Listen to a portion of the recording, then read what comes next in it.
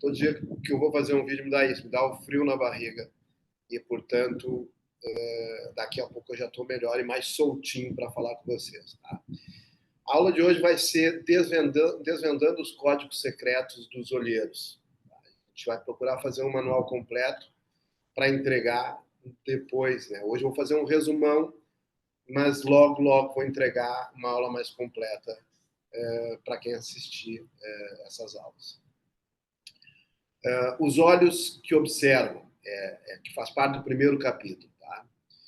O olhar perspicaz do scout. Saiba como os olheiros treinam seus olhos para identificar talento e potencial e como você pode se destacar. Que a gente quer dar uma ênfase aqui para o que a gente pode fazer para se destacar diante dos olheiros que vão nos treinos, nos jogos, observar. Eu, quando fui estudar para ser scout, eu fui estudar em vários países, né?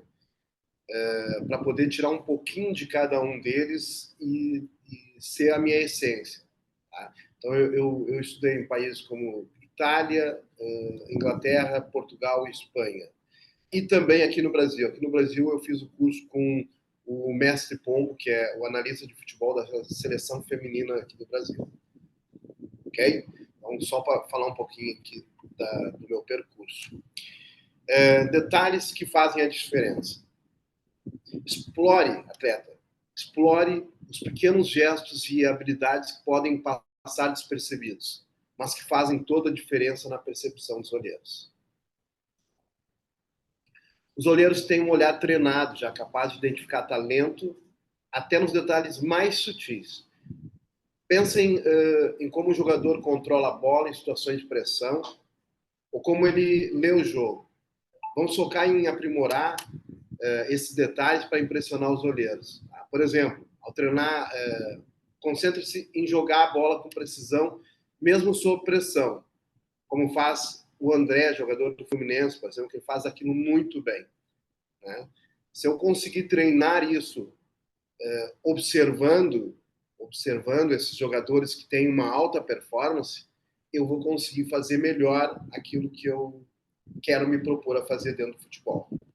Então, eu sempre digo que observar, ver vídeos, vai te trazer uma melhora constante. Okay? Eu vou citar aqui algumas coisas que nós observamos.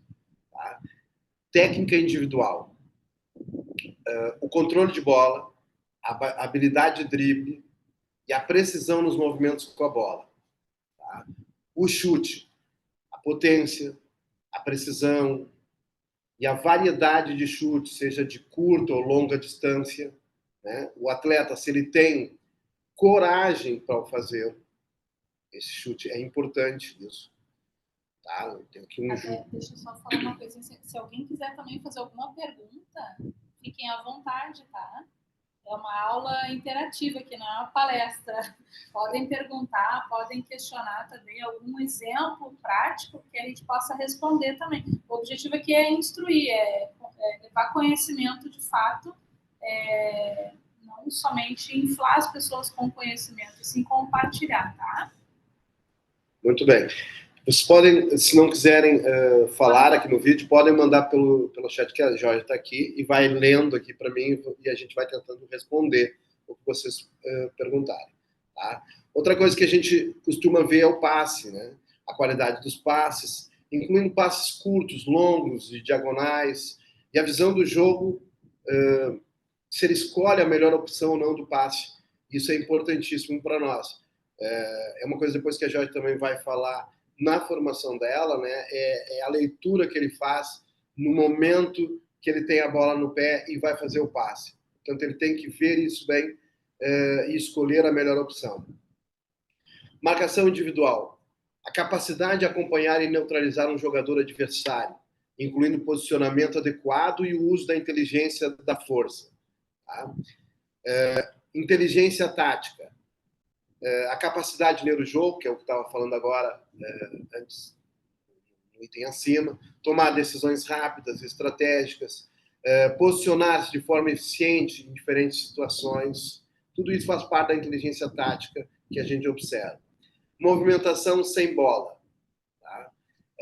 Isso é a habilidade de se deslocar no campo de maneira inteligente, criando opções para receber passes ou desmarcar-se dos adversários. Okay? Isso também é muito importante. Tudo que eu estou dizendo aqui é tudo que a gente procura observar. Eu, às vezes, pego aqui o meu caderninho, estou do lado do campo, e começo a observar esses itens que eu estou dizendo, um por um aqui. Tá? Outros também, como é óbvio, mas esses são assim, uns mais importantes que eu costumo observar. Comportamento fora do campo. Aí tu vai dizer, por que eu vejo comportamento fora do campo? Aí eu preciso ver as atitudes éticas desse atleta. Tá? Se ele tem respeito com os colegas, treinadores, adversários. É o tal comprometimento com a equipe, que eu falei ontem, na aula de ontem, e que vale a pena ver. Tá? Que é o comprometimento, foi a aula de ontem. E aí a gente falou de vários tipos de comprometimento, e com a equipe foi uma dessas que eu citei ontem na aula. Tá? Comunicação em campo. A capacidade de se comunicar efetivamente com os colegas de equipe, transmitindo informações importantes durante o jogo. Inclusive está aqui o Cláudio, que ele citou numa conversa que eu tive com ele, da comunicação em campo, que os goleiros fazem, que às vezes não estão dentro do sistema do jogo, na hora. Portanto, a comunicação tem que ser, ela, assertiva, né? Ela tem que ser, de fato, assertiva. Portanto, não adianta a gente falar por falar. A comunicação é importantíssima também. Resistência e condição física. A resistência ao longo de toda a partida, a velocidade, a capacidade de recuperar rapidamente, isso a gente pode trabalhar e a gente deve trabalhar.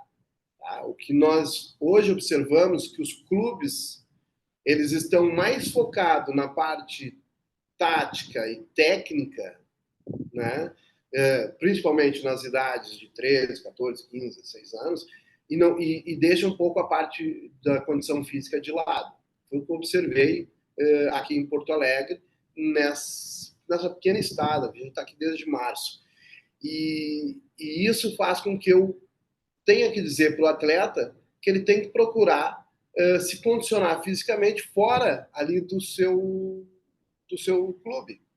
Né? Ele tem que procurar um preparador físico, ele tem que trabalhar a resistência, senão ele vai ficar para trás. Tá? Um bom jogador ele tem que pensar nisso e não ficar só fazendo aquilo que o treinador diz. Tá? Dentro do campo, sim. Dentro do campo tem que fazer tudo que ele diz. Fora do campo é o meu comprometimento comigo próprio, comigo mesmo. Então eu vou procurar profissionais para me auxiliar em diversas áreas. Tá? Atitude mental. Bem, a atitude mental, a gente está falando de resiliência diante de desafios, foco durante a partida, a habilidade de manter uma atitude positiva. Isso, aqui do meu lado, eu tenho uma pessoa que trabalha isso, que é a Jorge. Tá? E nas aulas que ela vai dar, inclusive amanhã, ela vai falar um pouquinho mais sobre isso também. Ela vai fazer um plano, né, Jorge? Ensinar a fazer um planejamento usando uma metodologia, que é a metodologia mais eficaz que se tem hoje no meio esportivo. Eu posso dizer que é o seguinte, o Messi, grandes jogadores, não precisa só dizer o Messi, utilizam muito bem essa parte mental, atitude mental. Tá? Vamos lá para adaptabilidade. A capacidade de se adaptar em diferentes sistemas de jogo, posições em campo e estratégias adversárias. Eu, como analista de performance, posso trabalhar fazendo a análise tanto da nossa equipe como a análise da equipe adversária. O que eu quero dizer com isso? Que nós, como atleta, temos que procurar entender os diferentes sistemas de jogo para poder fazer melhor para o nosso treinador, melhor para a nossa equipe. Okay? E isso também parte do atleta, de buscar essas adaptabilidades no sistema que ele vai jogar. Né? Ontem eu falei disso também no comprometimento, faz parte eu procurar entender isso. Embaixo ali eu diria também que disciplina tática é importante, a capacidade de seguir as orientações táticas do treinador e manter a disciplina tática durante toda a partida. Tá? Que acontece muitas vezes da gente se perder um pouquinho durante a partida, a gente está perdendo e a gente quer ganhar e na verdade a gente está jogando num 4-4-2, o treinador agora diz que é um 4-5-1 e a gente treinou, só que às vezes a gente não entra naquele sistema por algum problema, inclusive pode ser de foco, de concentração. Tá? Habilidade aérea, por exemplo, a precisão e força no cabeceamento, seja na defesa ou no ataque, a gente tem que treinar bem habilidades aéreas, né? Eu citei alguns jogos que alguns atletas têm medo de cabecear. Tá? E a gente vê, né, e eu anoto ali, às vezes, porque é crucial o cabeceamento, né, na proteção da área. É crucial o cabeceamento dentro da área para fazer o gol, né, no escanteio, numa bola alçada. Enfim, temos que treinar isso e é importante para os nossos olhares aqui. Controle emocional, mais uma parte que eu passo para a Jorge. Tá? Ou seja, manter a calma sob pressão, evitar reações impulsivas e lidar efetivamente com situações adversas. Falar uma coisa, a gente tomou um gol, estamos perdendo por 1-0. Vamos manter o foco, a disciplina, manter o esquema tático tal qual o treinador treinou. Não está perdido o jogo ainda, nós apenas levamos um gol. Tá? Isso no controle emocional também, um pênalti, né? Um pênalti que nós cometemos, e muitas vezes vamos abaixo. Nós temos que ter esse controle. Não podemos nos desesperar durante uma situação adversa. E até um parênteses, a gente não pode esperar um momento do jogo para poder desenvolver esse controle emocional. Ele tem que ser desenvolvido em vários momentos, até que no dia do jogo tu esteja apto 100% para poder executar esse controle emocional e absorver aquela situação ali de uma forma positiva, né? Participação em jogos importantes. Tá, agora eu vou falar um pouquinho do que eu faço como scout. Às vezes os clubes me pedem alguns jogadores ou agentes me pedem alguns determinados jogadores. E o que eu procuro fazer? Né? Eu procuro pedir... as minhas análises são feitas através de vídeos, né? De vídeos e algumas são presenciais, mas eu só posso entregar o material para as equipes lá de fora, principalmente portugueses, que eu trabalho mais, portugueses e italianos, através do vídeo do atleta. Tá? Então, o que eu vou te mostrar aqui agora? O que eu vou te dizer e vou te pedir? Você é atleta, trabalhe desde já, tá? Que os seus vídeos, as suas participações no jogo tem que ser intensa. Isso tem que aparecer para poder ser observado. Né? E não é só em partidas cruciais como finais e competições importantes. Não, todo jogo é um jogo que você pode ser visto por equipes lá de fora. Tá? Então, os vídeos que você entrega a um analista tem que ser um vídeo que você participe mesmo. Você vai atrás. Às vezes eu recebo vídeo de alguns atletas que eles não estão efetivamente aparecendo nos jogos. Eu vou dar aqui um exemplo de um lateral. Tá? O lateral se destaca pela defesa, né? E também pelo avanço que faz pela lateral, para cruzar a bola depois lá na frente. Quando esse lateral ele não vai buscar o jogo, ele não pede o jogo, muitas vezes ele fica sem aparecer ali, né? Às vezes o jogo vai para o outro extremo e ele fica sem aparecer. E quando aparece voltando devagar, caminhando. Não me mandem vídeos desta forma, porque nós vamos analisar o que você está apresentando dentro daquele jogo. E o analista, ele olha, analisa, envia para uma outra pessoa que também vai analisar, e tudo aquilo que está escrito por nós, analistas, vai ter que ser comprovado através do outro analista. Então, repara bem, eu digo, olha, o jogador corre 12 quilômetros durante a partida. e o outro analisa e diz, pô, mas eu não vi ele correr nem 6. Portanto, isso aqui não está batendo uma com a outra. Não é empírico, não é uma coisa que eu digo, olha, não, o jogador, ele é um jogador extremamente versátil, chuta com as duas pernas e durante o jogo ele só chutou com a direita. Entende? Então, isso é importante que vocês entendam que as análises de vídeo, e principalmente o vídeo que você entrega, que você está ali participando, ela tem que ser um vídeo que você, de fato, mostrou tudo aquilo que veio para fazer. Ser um jogador de futebol. Aliás, não é um jogador de futebol, ser um atleta de futebol. Né? Costumo dizer que existem jogador de futebol e atleta de futebol. Qual a diferença? Na aula de ontem eu expliquei. Jogador de futebol até eu sou. Né? Até eu jogo, aos 51 anos. Né? Fim de semana eu vou ali e bato uma bola. Mas o atleta de futebol, não. O atleta de futebol é aquele que vai buscar todas as formações, vai buscar se preparar fisicamente, dorme cedo, porque o sono é importante, se alimenta bem e não com porcarias. Então, o atleta ele tem todo um desenvolvimento para ser atleta. E é isso que os clubes hoje buscam. Meia boca já tem lá em Portugal, já tem lá na Itália, já tem na Inglaterra. Eles utilizam os jogadores deles. Para ser um ótimo jogador e para buscar aqui se buscar esse desempenho e ir jogar lá fora, você tem que ser melhor que os outros. E para ser melhor, você tem que treinar isso. Sem treino, não chega a lado nenhum. Tá? Bem, detalhes que fazem a diferença. Às vezes, são os pequenos gestos que deixam uma grande impressão.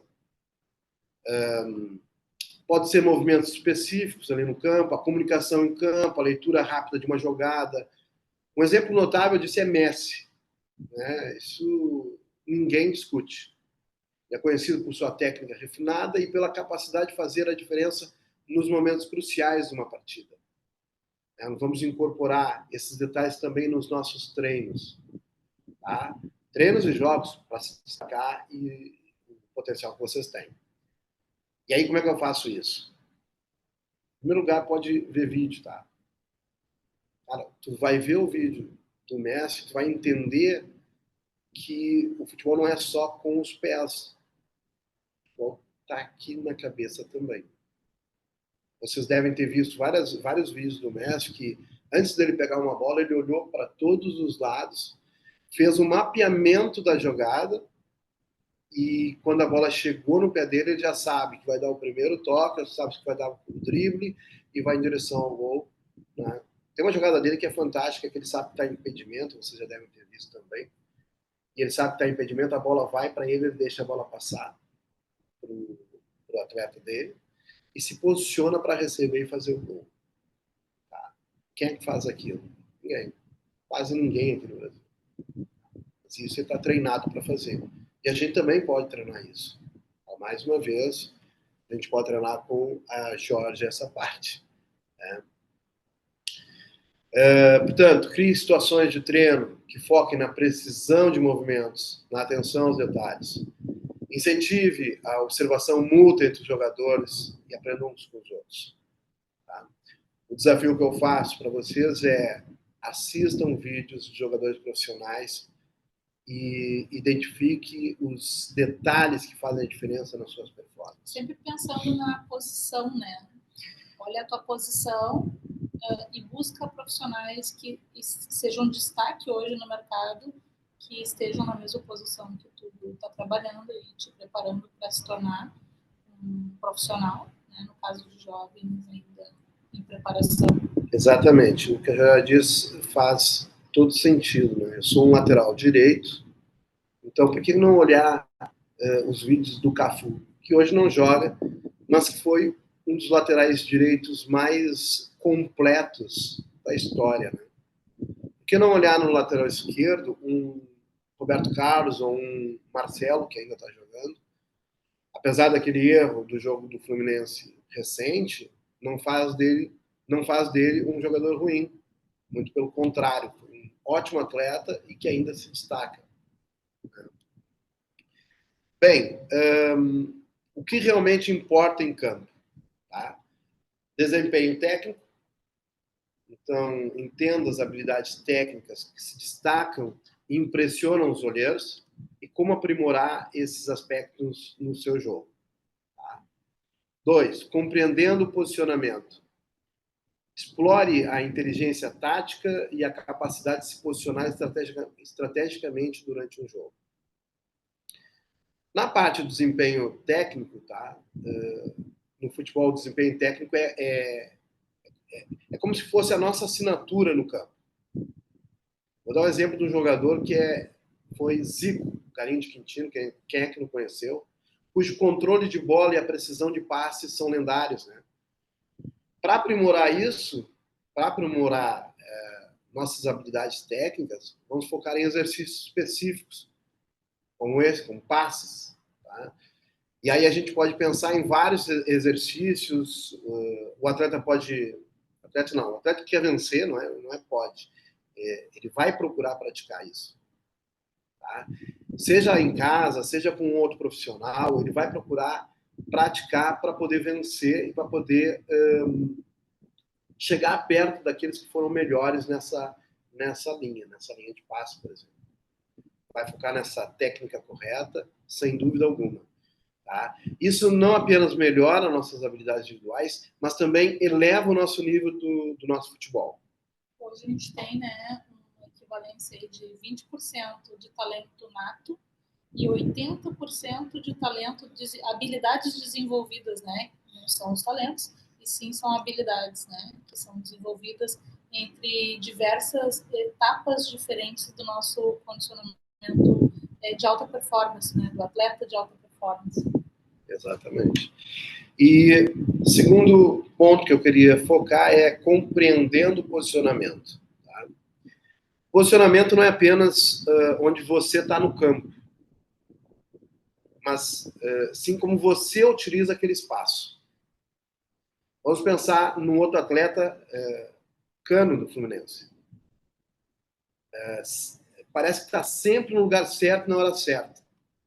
E isso é trabalhado, gente. Só um pouquinho, que o Felipe está perguntando assim, como assim talento nato?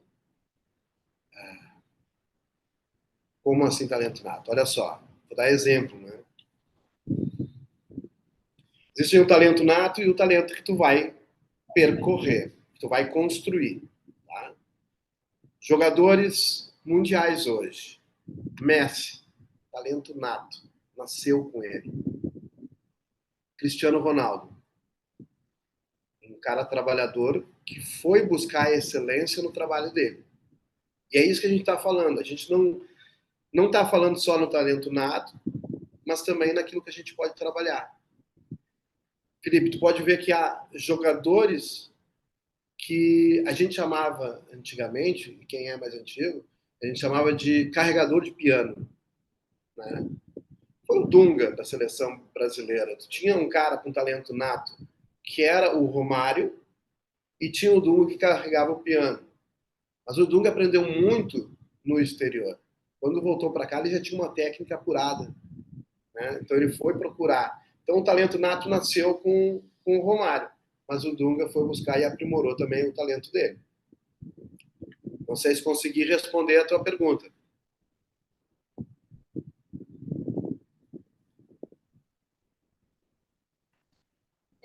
Entendeu, Felipe?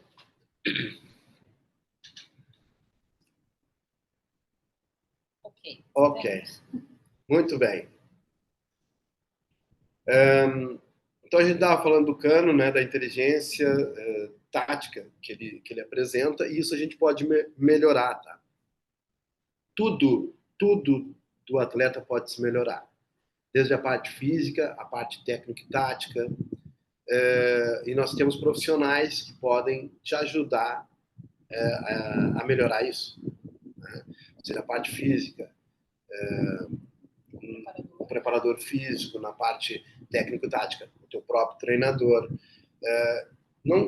Ontem eu estava dizendo que é importante a gente ter uma boa comunicação com o treinador. Por quê? Porque ele vai te ensinar aquilo que ele pretende para ele.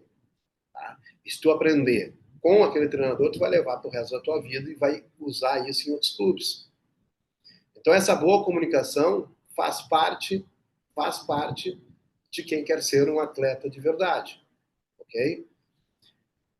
Desafio que eu faço com todos os atletas: estudem vídeos de partidas e destaquem exemplos de excelência e desempenho técnico, posicionamento inteligente. Tá? E sigam fazendo isso, sigam aprimorando cada vez mais. Tá? Porque ao aprimorar as nossas habilidades técnicas e compreendendo melhor o posicionamento, estamos construindo uma base sólida para se destacar em campo. Ok?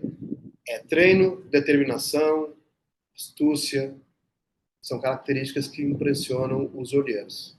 Certo? Não sei se alguém quer fazer mais uma pergunta. A gente pode também abrir no finalzinho aqui para o pessoal fazer perguntas. Eu acho que era bem legal. Mas pode fazer no decorrer aqui no chat aqui que eu vou passar. Tá? Nós já temos quanto tempo de aula, Jorge? Quase 1 hora. Pronto. Eu acho que para não ficar maçante, próxima aula a gente vai falar sobre outras coisas, como a mentalidade que chama atenção também do olheiro. Tá? Aqui ficou um pouquinho para dizer para vocês o que o olheiro procura nos atletas de futebol.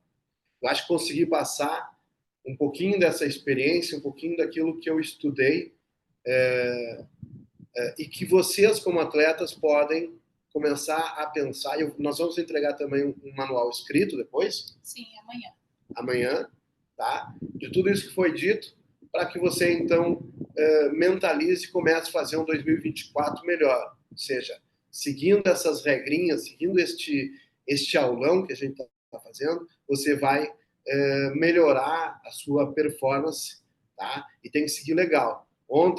A aula de ontem também vai estar nesse manual. Já está no YouTube. E o complemento dessas 2 aulas vão, certeza, te fazer melhorar o teu desempenho desde que tu siga essa cartilha. Tá bom? Grande abraço aí para todos. Muito obrigado por assistir a nossa aula. Foi 1 hora prazerosa para nós. E o meu comprometimento de falar para você tudo aquilo que a gente aprendeu vai continuar. Amanhã temos mais uma aula. Agora vamos às perguntas, né? Perguntas. Podem abrir o áudio, podem falar pelo chat, como acharem melhor.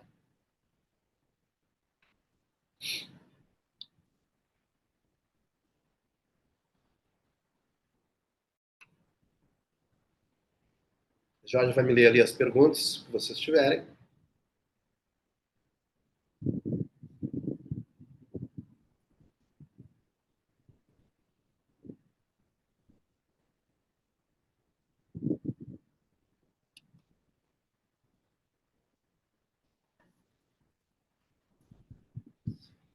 Bom dia, Júnior Falcão. Leonardo, são talentos. O Zico, sem dúvida, foi o nosso melhor exemplo. Como treinar o lado psicológico igual estes exemplos? Muito bem, Júnior Falcão. De fato, concordo plenamente com essa colocação. O Júnior, o Falcão, o Leonardo. Mas quem é que... É o Marcos? É que o Júnior Falcão tá sem vírgula. Eu achei que era o nome. Marcos, de fato, Júnior, Falcão, Leonardo, agora eu entendi a pergunta. São talentos, né? Bem, o lado psicológico, nós temos pessoas que trabalham a parte de mental coach, né? E a Jorge está aqui do meu lado, ela pode falar um pouco mais sobre isso. É importantíssimo hoje, de fato, trabalhar a cabeça desses atletas. Tá? E quando a gente fala em trabalhar a cabeça do atleta, nós não falamos só dentro do campo. Hoje é preciso trabalhar a cabeça dele para dentro do campo e fora do campo. Eu vou entregar esse assunto para a Jorge. Tá? Bom, Marcos, assim, existem diversas atividades que podem ser executadas, né? Diversos exercícios que a gente trabalha. Eu sou mental coach com especialização em inteligência emocional e também tenho uma especialização em alta performance esportiva, que faz com que eu enxergue o atleta de uma forma diferente, né? Então, eu olho o atleta dentro de campo e fora de campo. E esses dois, ontem também a gente falou um pouquinho sobre isso, né? A visão que o profissional tem que ter não é só a do atendimento em si, e sim do atendimento fora, né? Porque o comportamento dele está muito atrelado também à própria mentalidade do atleta, né? Então a gente consegue ele pegar um atleta que tem um desenvolvimento fora de campo de uma forma, uma mentalidade, às vezes, a mentalidade vencedora, que a gente chama, que é a mentalidade de crescimento, e dentro de campo ele executa um outro tipo de mentalidade, uma mentalidade fixa, que acaba travando ele, criando diversos bloqueios para que ele não execute as ações necessárias em campo. Ou seja, a evolução dele está prejudicada naquele momento. Então, assim, são vários exercícios que são feitos, né? Eu, normalmente, quando faço o meu primeiro atendimento, eu já faço uma avaliação para entender o tipo de mentalidade que o meu cliente tem, para depois começar a fazer uma avaliação de como vou trabalhar, né? Ou melhor, avaliação não, crio daí um método específico para trabalhar ele dentro desse cenário que ele vivencia. Tá? Mas tudo é treinado, tudo é treinado. Tem diversos tipos de treino, desde exercícios de mindfulness para gerar concentração, foco, processo respiratório para melhorar a circulação mental dele também, né? Assim como exercícios de velocidade de raciocínio para ele poder ter uma boa leitura dentro do campo na hora que ele está trabalhando, né? Que é um exemplo que o Márcio comentou, que tu imagina o Messi, ele entra e faz uma leitura boa.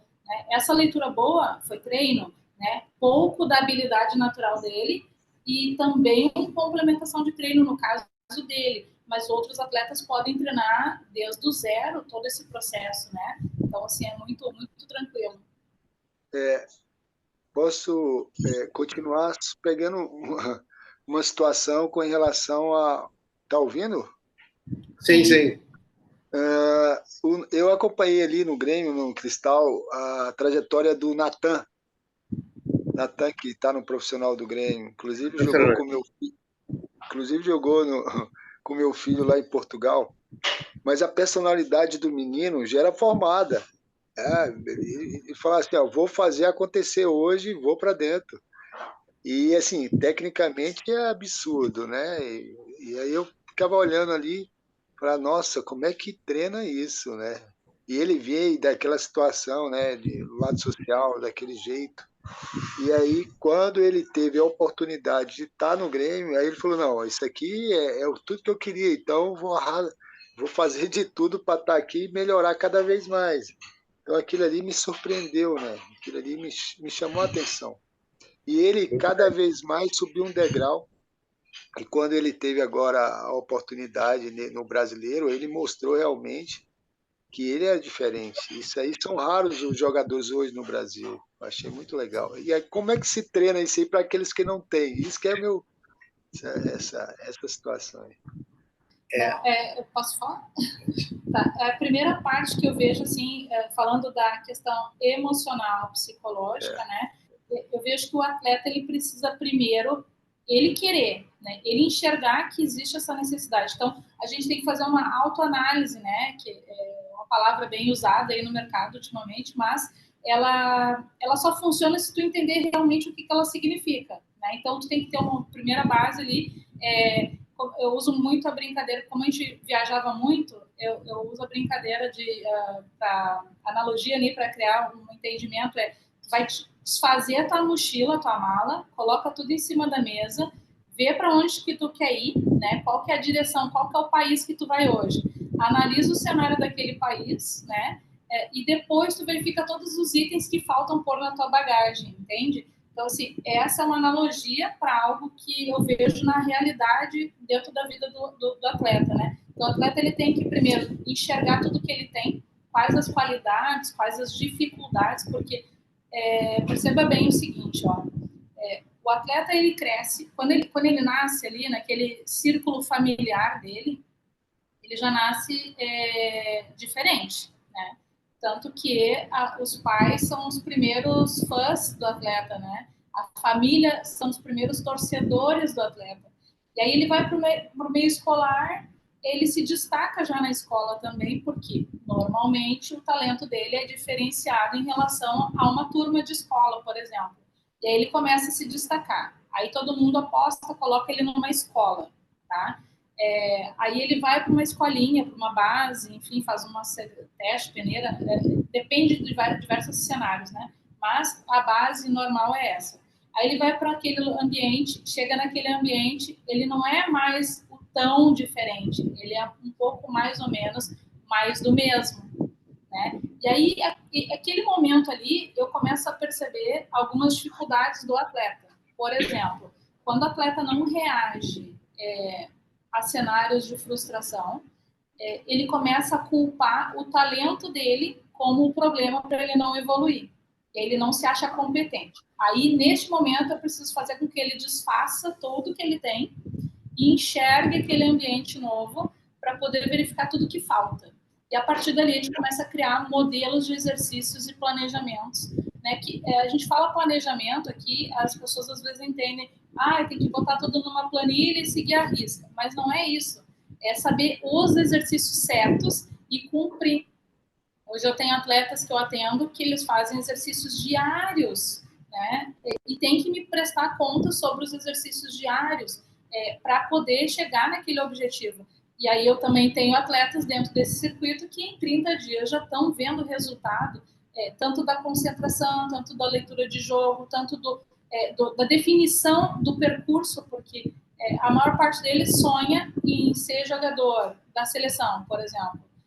Só que a gente tem hoje, só na base da CBF, ali, entre 15 e 18, ou 15 e 19, se não me engano, 4 milhões e meio de jogadores de futebol, né, que querem também, tenho quase certeza que quase todos aqueles ali, pelo menos 99%, querem ir para a seleção brasileira. A seleção brasileira não comporta tudo isso de atleta. E aí, para tu chegar nesse ponto, tu tem que ser muito diferenciado. E o diferenciado, ele é treinado. Né? Ele nasce com o talento, mas ele tem que ser treinado para ser o diferenciado. Não sei se ficou claro essa pergunta. Sim, sim. Inclusive, o exemplo que tu deu do Natan é nato, né? É nato, era dele. Ele tem a mentalidade vencedora.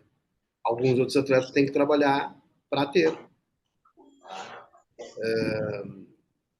A gente tem N exemplos aí, N exemplos de jogadores com essa mentalidade e N exemplos de jogadores que não têm essa habilidade, mas que construíram ao longo do tempo. Tá bom? Não sei se está respondido, Marcos. Sim, sim. Eu também fiquei analisando com relação ao Zico, né? Que ele tinha um talento, mas por ser franzino, por ser um atleta de baixa estatura, né? E ali também eles fizeram um mega trabalho em cima dele, né? E aí vem o lado mental, né? Familiar, que não tinha essa parte ainda, né? Eu achei muito interessante. Sim. A Europa, né, teve um bom percurso por lá. A Europa em si, ela já investe na parte mental já há bastante tempo, tá? As minhas certificações são fora, né, exatamente porque lá está a concentração ali do mais profundo hoje em termos de estudos, né, dentro desta área, né. Então a gente tem, assim, além de cases, técnicas e prática, né, porque os próprios clubes ali, a gente tem, por exemplo, o City, desde 2010 já trabalha a parte mental. A gente está em 2023, quase 24, né? Então, assim, há muitos anos, né? Eles já estão trabalhando essa parte do mental. Isso tendo, assim, um espaço interno só de desenvolvimento desta área, né?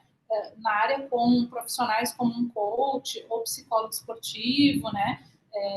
Depois a gente tem outros países ali também, tipo Espanha, né, que temos o Barcelona, que é muito forte nisso, exatamente, né? Já ia comentar. O Barcelona também já vem há uma década aí trabalhando isso. O Atlético de Madrid também tem, né, uma área muito boa, com um foco diferente. Cada clube, né, eu estudei bastante a mentalidade e usabilidade dos clubes em relação aos tipos de atendimento, tipo de visão que eles têm no desenvolvimento do atleta, né? E eu hoje uso um modelo que, para mim, é o mais próximo do que eu acredito também, porque eu também tenho que acreditar dentro da metodologia que eu trabalho. E tem que entender que essa metodologia ela faz um sentido maior para o atleta. Né? Então, por exemplo, o Atlético de Madrid, eles trabalham muito a questão do processo respiratório, né? E da visão e comunicação interna dos atletas. Eles não visam tanto o desenvolvimento do atleta para outras atividades, como, por exemplo, o CIT visa. O CIT já visa outros tipos, tipo visão estratégica de campo, não só a comunicação. A comunicação faz parte do percurso. Né? Então, assim, cada time tem ali cada clube, né, tem sua visão em relação ao desenvolvimento da psicologia esportiva, tá? Embora o Cláudio tenha saído, né, deixa aqui uma pergunta também, que bom dia, Márcio e Jorge, qual o perfil do jogador europeu e as diferenças para os jogadores e bases brasileiras? Também, cuidado que os pais têm de ter com as palavras, cobranças, instruções fora de campo. Tá? Bem, diferença entre o jogador brasileiro e europeu a gente consegue ver num jogo como o City versus Fluminense, né? O jogador europeu ele está mais talhado para jogar não individualmente e o brasileiro mais individualmente. Se vocês verem... O próprio Pepe fala isso. O Pep Guardiola vem dizendo isso. A gente não é de agora, já tem um bom tempo, mas cada jogador do City ele tem a mentalidade de entreajuda. Se pegar aqui os jogadores de ataque, eles não são só jogadores de ataque, eles estão defendendo de forma combativa, né? Estão procurando sempre ajudar aqueles jogadores que o cercam ali, jogadores que estão mais ao lado dele. Portanto, essa é a grande diferença que eu vejo hoje no futebol europeu para o futebol brasileiro. O futebol brasileiro, ele a vida toda ele foi mais individualista, né? Ele foi mais confiante na sua capacidade talentosa de dribles e ir para cima, um para um. O jogador brasileiro é um dos melhores. Porém, ele não é tão combativo, ele não é tão voltado para ajudar, a entreajuda entre os atletas do próprio time, né? Então, para nós, é essa a diferença aqui. Tá? E ele está dizendo ali o cuidado que os pais têm que ter com as palavras, cobranças fora do campo, nos treinos. Não tem coisa pior para um atleta do que ouvir o seu pai gritando, pega, marca, faz isso, faz aquilo, não sei o quê. Eu Atrapalha, né? Atrapalha. Eu já vi atletas desistindo de ser jogador de futebol porque o seu pai não tem controle emocional. Falta controle. O pai ou a mãe, né? Eu já vi também mães, né? A gente que acompanha muitos jogos aí, e não é de agora, a gente acompanha de fora, né? É uma das primeiras avaliações que a gente faz aqui, o quanto o peso dos pais influencia na decisão do atleta, né? Porque às vezes é o sonho do pai, às vezes é o sonho da mãe, às vezes é o sonho de um avô, de uma avó, enfim, que acaba fazendo com que o filho ou neto decida ser jogador, porque quer completar, quer ser o herói daquela família, né? Existe a síndrome do herói familiar, né? Então, isso daí é muito importante ser bem avaliado, até para que não ocorra essa situação e os pais percebam onde eles têm que estar. O pai e a mãe, dentro do processo de desenvolvimento do atleta, ele tem que fazer o papel de um coach, né? Ele tem que fazer um papel não é um coach motivacional, é um coach de instrução, né? Um coach é um treinador que acompanha, que treina e que busca ali todo o processo de estratégias para desenvolver o atleta. Porque às vezes o atleta não tem ainda no início da preparação dele, ele não tem um empresário, um investidor, alguém que está ali, já viu ele, né, e está investindo nele, e sim o pai está ali como o primeiro investidor, a família é o primeiro investidor. E esse momento tem que ser estratégico, né? Você tem que saber onde tu vai colocar teu filho. Quero colocar ele no melhor clube daquela cidade, daquele estado, daquele país. Aí chega lá, o teu filho sofre algumas questões de adaptação, não consegue se adaptar. O que acontece? Ele vai para o banco, E aí os pais caem em cima como se a culpa fosse do filho, né? Na verdade, a culpa é da estratégia mal feita, né?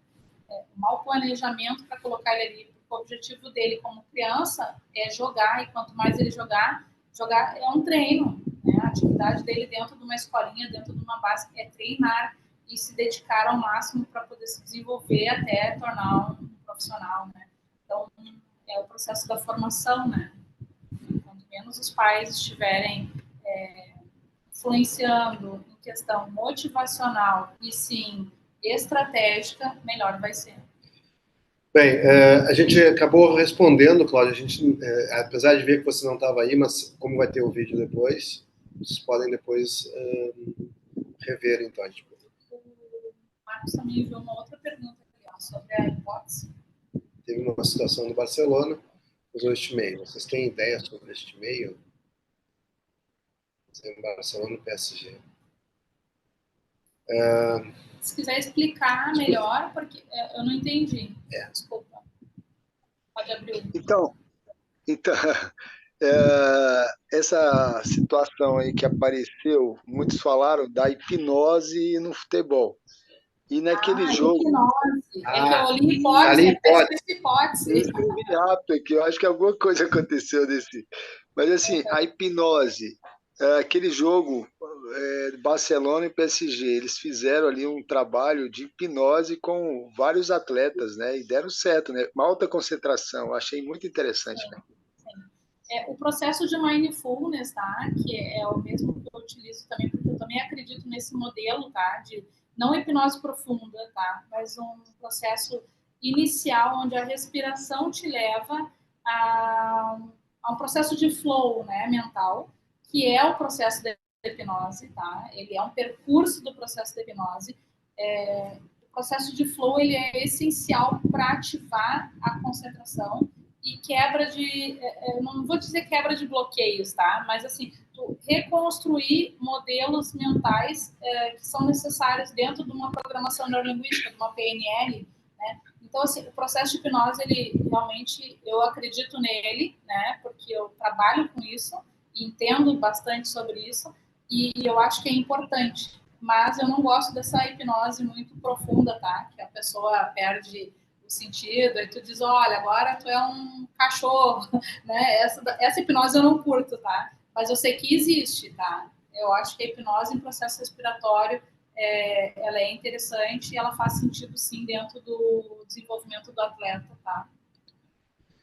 Exato. Estamos chegando no fim. Não sei se tem mais alguma dúvida, se conseguimos aqui respondê-las. Temos tempo. Estamos por vocês aqui. Bem, acho que sim. Acho que sim. Gente, muito obrigado. Eu quero desejar a vocês um ótimo dia de Natal, né? Estamos no dia 25 hoje, portanto, com as suas famílias. Muito obrigado aqui pela participação, Cláudio, Felipe, o Marcos, também tinha a Jaqueline, enfim, Alexandre, toda a gente que disponibilizou um tempinho para estar aqui com a gente. Tá? Isso faz parte, sim, do querer aprender, do querer ser jogador de futebol. Jogador não, querer ser atleta. Vício de linguagem. Querer ser atleta de futebol. Tá? Muito obrigado, fica aí um beijo no coração de vocês,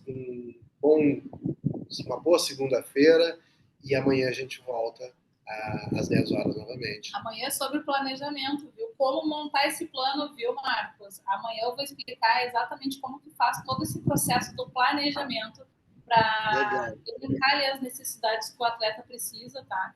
É aquela história, eu não sei o que ele precisa, mas eu sei como montar a estratégia após essa autoanálise.